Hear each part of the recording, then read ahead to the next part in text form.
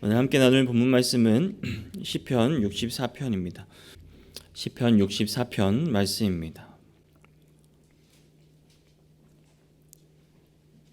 네, 다 찾으신 줄 알고 제가 봉독하도록 하겠습니다.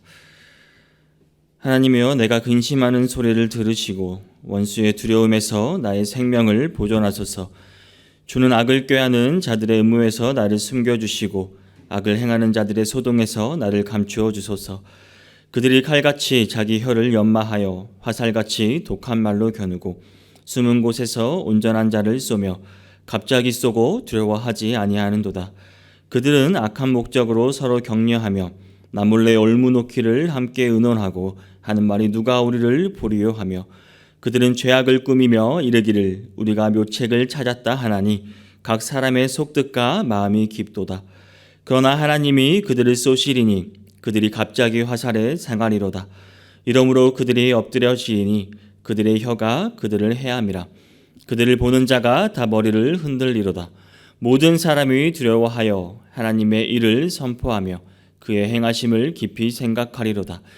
의인은 여호와로 말미암아 즐거워하며 그에게 피하리니 마음이 정직한 자는 다 자랑하리로다. 아멘. 여러분 혹시 두려운 것이 있으신가요? 어떤 두려움을 가지고 계신가요? 혹시 세월이 빨리 지나가는 것, 혹은 다가올 죽음, 아니면 사람과의 관계, 아니면 새로운 일에 대한 혹시 두려움이 있으신가요? 청년들에게는 군대나 취업 같은 두려움이 있을 것입니다. 혹은 연애, 결혼이 그들에게는 두려움이 될 수도 있습니다. 또한 더 학생들에게는 공부가 그들에게 두려움이 될 수도 있습니다. 저 같은 경우는 조금 늦은 시간에 걸려오는 아내의 전화 이런 것들, 가끔 청년들과 저녁에 좀 늦거나 아니면 교회에서 설교를 준비할 때가 있어요. 근데 갑자기 아주 가끔 전화 올 때 약간 두려움이 있습니다. 어쨌든 오늘은 이러한 두려움에 대해서 함께 나눠보려 합니다. 오늘 함께 나눌 말씀의 제목은 진짜 두려워해야 할 것은 이란 제목으로 나눠보고자 합니다. 우리가 진짜 두려워해야 할 것은 무엇일까요? 여러분은 진짜 두려워하는 것이 있으신가요? 오늘 본문은 시인이 그런 자신의 두려움을 고백합니다. 간절하게 자기를 보호해달라고 1절에 청하고 있습니다. 1절을 보시면 하나님이여, 내가 근심하는 소리를 들으시고 원수의 두려움에서 나의 생명을 보존하소서라고 말합니다. 시인은 긴급하게 도움을 요청합니다. 들어주십시오. 하나님, 나의 근심하는 소리를 들어주십시오. 이렇게 말합니다. 시인은 두렵습니다. 무엇이 두렵습니까? 원수들이 두렵습니다. 원수에 대한 두려움과 근심이 너무나 큽니다. 생명의 위협도 느낍니다. 그래서 저를 보호해 주십시오. 간절하게 하나님께 청하면서 오늘 시편은 시작됩니다. 우리는 어느 때 두려움을 느끼시나요? 무언가 우리가 위험에 노출되었을 때 우리는 두려움을 느낍니다. 누군가에게 쫓기거나 아니면 실제적으로 위협적으로 폭력을 강하거나 나에게 상처가 입힐 그런 위험에 노출되었을 때 우리는 위협을 느낍니다. 또한 말로 혹은 심리적으로 노출된 공포가 있을 때 우리는 두려움을 느끼게 됩니다. 오늘 시인도 이런 원수들에게 위험을 느끼고 있다고 말합니다. 그래서 저를 보호하여 주십시오. 이렇게 간청하고 있습니다. 도대체 시인이 위협을 느끼는 원수들은 누구인가요? 2절을 보니 악을 꾀하는 자들이라고 나옵니다. 그 뒤에는 또 악을 행하는 자들이라고 나옵니다. 구체적으로 말해줍니다. 악을 꾀하고 행하는 자들입니다.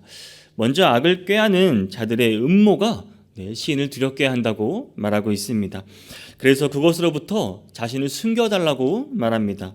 음모란 비밀스럽게 뭔가를 꾸미고 계획하는 것을 말합니다. 이런 비밀스럽게 도모하고 회를 하고 있습니다. 신을 향한 음모를 하고 있는 것입니다. 그리고 악을 행하는 자들의 그런 소동이 시인을 두렵게 한다고 말하고 있습니다. 그래서 그것으로부터 자신을 제발 감추어 달라고, 보호해 달라고 하나님께 간청하고 있습니다. 오늘 이 시인은 악인들이 주도하는 그런 비밀스럽고 그런 은밀한 그런 소동으로부터 피하기를 원합니다. 하나님께서 자기를 보호하여 주시고 그것으로부터 자신을 숨겨주시기를 간절히 원하고 있습니다. 진정으로 하나님으로부터 보호받기를 바라는 시인의 마음을 알 수 있습니다. 오늘 시편 64편에 이 저자인 시인은 진짜 두려워하고 있습니다. 그 원수들로부터의 두려움이 있습니다. 반면 원수들은 어떠한 모습을 보이고 있나? 이들은 두려움이 없습니다. 참 진짜 두려움이 없습니다. 이들의 칼과 화살을 가진 무사 같습니다. 정확히 그리고 은밀히 그리고 갑자기 겨냥해서 사냥할 수 있는 그런 힘을 가지고 있습니다. 아무런 위협도 깨닫지 못하는 그런 새를 쏘는 궁사와 같은 모습입니다. 3절을 보니 그들이 칼같이 혀를 연마하여 화살같이 독한 말로 겨눈다고 합니다. 그들의 혀는 칼 같다고 말합니다. 얼마나 날카롭겠습니까? 그렇죠? 쓰라린 말들로 이웃에게 상처를 주기도 합니다. 위험한 무기입니다. 이러한 강력한 무기가 내 손에 있는데 두려운 것이 있겠습니까? 두려워할 필요가 없습니다. 그것은 정확히 그 관역을 맞추고 있는 화살과 같습니다. 또 올림픽 때 양궁을 보셨죠? 그 관역을 겨누고 숨죽여 활시를 당깁니다. 그리고 숨을 멈추고 고요하게 활을 당겼다가 휭 하고 놓았을 때 그 관역은 정말 엄청난 속도로 꽂힙니다. 온갖 비밀스럽게 그리고 은밀한 그들의 소동과 음모를 담아서 그 화살이 날카롭게 오는 것입니다. 이것은 비난, 모욕, 거짓, 모략 이러한 것들을 가지고 날카롭게 다가옵니다. 엄청난 무기를 장착한 이들은 두려울 것이 없습니다. 그런데 이들의 관역은 무엇일까요? 4절을 보니 바로 온전한 자입니다. 온전한 자를 노리고 있습니다.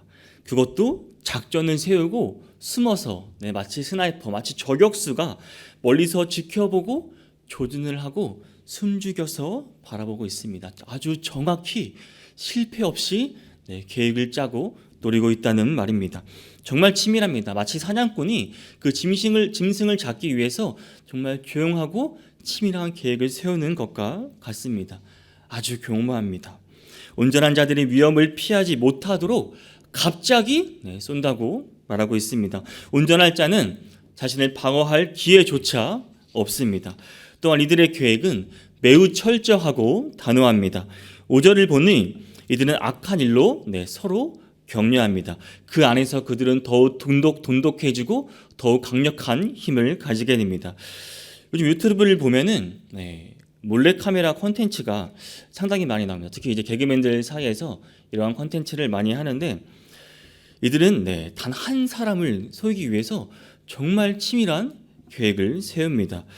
아무것도 모르는 선한 사람을 속이기 위해서 그들은 똘똘 뭉칩니다. 이러한 계획들 이게 무엇이라고 정말 치밀한 계획을 세우십니다. 많은 돈을 부은 것은 물론이고 민망해할 것들 또 차마 상상할 수 없는 것들을 이들은 하기도 합니다. 또 이로 인해서 그 한 아무것도 모르는 선한 사람이 속아 넘어가면 엄청나게 좋아합니다. 이 선한 사람 한 명을 속이기 위해서 이게 무엇이라도 합니다. 그들은 그 사람을 속이기 위해서 두려운 것이 전혀 없습니다. 그들의 계획은 너무나 치밀하고 빠져나갈 구멍이 없기 때문입니다. 이 사람 방어할 틈도 없이 점점 자신을 조여오는 그런 속임에 넘어갈 수밖에 없습니다. 속이는 사람들은 어떤가요? 자신들만의 세상이에요. 다른 것이 보이지 않습니다. 그 속이는 목적 하나만을 위해서 온갖 불분을 가리지 않습니다. 오직 한 사람을 속이는 일에 모든 것을 쏟아붓습니다. 다른 게 보이겠습니까? 주변 사람들이 다 제 편입니다. 다른 건 보이지 않고 두려움 없이 온갖 음모와 비밀한 일을 행하게 됩니다. 함께 돈독해지는 그들은 더욱더 강력한 힘으로 다가옵니다. 4절 후반부절에서 이렇게 말하고 있습니다. 스스로 말합니다. 두려워하지 아니하는도다 라고 말합니다. 또한 5절 후반절에서는 누가 우리를 보리려 하며 전혀 죄책감이 없습니다. 오히려 자신들이 한 일을 아무도 모른다는 그런 확신을 가지고 그들은 계속해서 그 일을 행하고 있습니다. 그러니 더욱 확신을 가지고 자신들의 계획을 세우고 행할 수밖에 없습니다. 6절을 보면 그들은 죄악을 꾸미며 이르기를 우리가 묘책을 찾았다 하나니라고 말합니다. 묘책을 찾는데 몰두합니다. 그 비용이나 노력을 아끼지 않습니다. 부지런히 그들의 방법, 그들의 해결책을 찾으려고 합니다. 그러나 이들의 계획은 은밀하고 아주 비밀스럽습니다. 공개적이지도 않고요, 투명하지도 않습니다. 3, 4, 5절에서 계속 이러한 것들을, 악인들의 이런 행동들을 말해주고 있습니다. 내면에 그들은 어둠이 있습니다. 그것이 어둠인지도 모르고 계속 더 깊은 곳으로 가고 있습니다. 그들의 마음은 깊어서 알 수가 없습니다. 문맥상 보면 악한 음모를 꾸미는 사람, 그 속을 깊은 마음이라 설명하고 있습니다. 그러나 두려움이 없다고 하는 이 악인들, 이들의 결말은 어찌 될까요? 이들의 운명은 어떻게 될까요? 7절을 보겠습니다. 그러나 하나님이 그들을 쏘시리니 그들이 갑자기 화살에 상하리로다 라고 말합니다. 하나님이 그들에게 화살을 쏩니다. 갑자기 그들이 한순간에 비참한 신세가 되어버리는 것입니다. 앞서 3절과 4절에서 칼같은 혀를 가지고 있고 그것으로 악인들에게, 오히려 그것이 그 악인들에게 저주가 되어 돌아옵니다. 은밀한 곳에서 갑자기 온전한 자를 쏘던 그 악인들이 똑같이 그대로 하나님께 당하고 맙니다. 악인들의 독한 말뿐인 화살이었지만 하나님의 화살은 정확하게 사망에 이르게 하는 화살입니다. 사랑하는 여러분, 이유 없는 결과가 있을까요? 아니 땐 굴뚝에 과연 연기가 날까요? 하나님의 심판, 이것은 악인들에게 그들이 행한 대로 저주가 되는 결과가 옵니다. 결과에는 다 이유가 있습니다. 본인들이 한 대로 돌아오는 겁니다. 그들은 갑자기 상할 것입니다. 오히려 아무 두려움 없이 방심하고 있던 그들에게 똑같이 그들이 당하게 되는 것입니다. 8절을 보면 그들의 혀가 그들을 해함이라 라고 말합니다. 모두 본인들에게 돌아갑니다. 그들을 지켜보는 자들도 이제 그들을 모두 조롱하듯 머리를 흔들거나 악인들이랑 같이 하면은 그들이 파면될까 봐 악인들을 멀리하고 피하게 됩니다. 여러분, 하나님이야말로 진정으로 우리가 두려워해야 할 대상임을 기억하시기 바랍니다. 9절을 보겠습니다. 모든 사람이 두려워하여 하나님의 일을 선포하며 그의 행하심을 깊이 생각하리로다 라고 말합니다. 독화살 같은 그런 치명적인 언어로 시인의 생명을 위협하면서도 두려움을 모르는 그 악인들의 파멸을 지켜보는 그 사람들 어떨까요? 너나 할 것 없이 그것이 하나님의 섭리임을 분명히 깨달을 것입니다. 자신들이 두려워하던 그 대상이 처참하게 무너지는 모습을 보는데 이보다 더 두려운 대상 아니겠습니까? 하나님을 두려워할 것입니다. 거룩한 하나님에 대한 거룩한 두려움이 생길 것입니다. 우리의 어려움을 한번 누가 구해줬다고 생각해 보십시오. 정말 내가 위협적인 상황에서 누군가 우리를 구해줬다면 당연히 고맙습니다. 그러나 한편으로는 와, 이분은 뭐지 하며 오히려 위화감이 될 수도 있습니다. 경계하며 오히려 그에 대한 두려움을 어느 순간 우리에게 생길 것입니다. 우리가 하나님을 이해하고 깨달았을 때 또한 우리는 당연히 하나님에 대한 두려움 또한 이해할 수 있게 되는 것입니다. 그러나 여기에는 우리의 깊은 묵상이 필요합니다. 하나님의 섭리를 보고 우리는 깊이 이해하고 묵상해야 하는 것입니다. 본문이 말해주고 있습니다. 사실 올바로 하나님을 이해하기 위해서는 그만큼 깊이 생각하고 깊이 묵상하고 신중히 우리가 생각해야 할 필요가 있습니다. 그래서 여기에 또 우리의 지혜가 당연히 필요한 것입니다. 지혜를 구하시기 바랍니다. 하나님의 말씀을 보는 지혜가 우리에게 있어야 합니다. 깊은 말씀의 묵상이 있어야 하나님을 진정으로 더 이해할 수 있는 것입니다. 그때 하나님에 대한 그 거룩한 두려움이 우리에게 감동이 될 것입니다. 모든 사람이 두려워한다고 말하고 있습니다. 우리가 두려워하고 있는 것들, 세상의 권력일 수 있습니다. 혹은 돈, 세상의 힘, 명예, 이러한 것들이 우리가 두려워하는 이 대상, 이러한 것들을 말끔하게 없애실 수 있는 분이 우리 하나님이십니다. 당연히 우리가 더 두려워해야 할 대상 아닌가요? 두려워할 대상이 두려워하고 있는 분이 하나님이십니다. 당연히 우리에게도 두려움의 대상이 되어야 합니다. 우리는 보통 하나님의 두려움을 근데 잘 모를 때가 있습니다. 우리는 자비의 하나님, 그렇죠, 사랑의 하나님, 은혜의 하나님, 이런 것들은 너무나 잘 알고 우리가 함께 그러한 것들을 또 받으려고 하고 원하고 소망합니다. 그러나 두려움의 하나님, 진정으로 하나님의 경외함을 우리는 전해야 할 필요가 있습니다. 이 일을 선포해야 합니다. 하나님이 이렇게 두려운 분인데 모든 악인들을 단번에 무찌를 수 있는 분이고 악인들을 사망에 이르게 하실 유일하실 분입니다. 어찌 우리가 두려워하지 않을 수 있겠습니까? 어찌 이러한 분을 따르지 않을 수 있겠습니까? 혹시 아직도 내가 스스로 무언가를 해결할 수 있다고 생각하시는 분이 있으신가요? 그것이야말로 스스로를 지롭게 생각하는 것, 바로 교만입니다. 자기의 생각대로 내가 계획을 짜고 혼자 은밀하게 무언가를 하려고 한다면 하나님 없이 할 수 있다는 생각과 무엇이 다르겠습니까? 악인들의 생각과 똑같이 가고 마는 겁니다. 하나님을 두려워한다는 것은 하나님의 능력을, 하나님의 권능을, 하나님의 전지전능하심을 믿는다는 말입니다. 이것이 믿음입니다. 사랑하는 여러분, 내 생각이 아닌 우리의 마음을 하나님으로 채워야 합니다. 하나님 앞에서 스스로 할 수 있다는 생각 자체를 버려야 합니다. 10절을 보겠습니다. 의인은 여호와로 말미암아 즐거워하며 그에게 피하리니 마음이 정직한 자는 다 자랑하리로다. 아멘. 여러분, 하나님을 따르는 자들에게는 즐거움이 있다고 말하고 있습니다. 의인, 그렇죠. 본문에서는 이제 마음이 정직한 자를 말합니다. 내 마음에 하나님이 있다면 당연히 즐거움이 있어야 하는 것입니다. 그것을 자랑한다고 말합니다. 악인들을 물리치신 하나님을 영화롭게 하고 또 그것으로 인해 우리가 즐거워할 수 있는 것입니다. 마음이 먼저입니다. 마음이 중요합니다.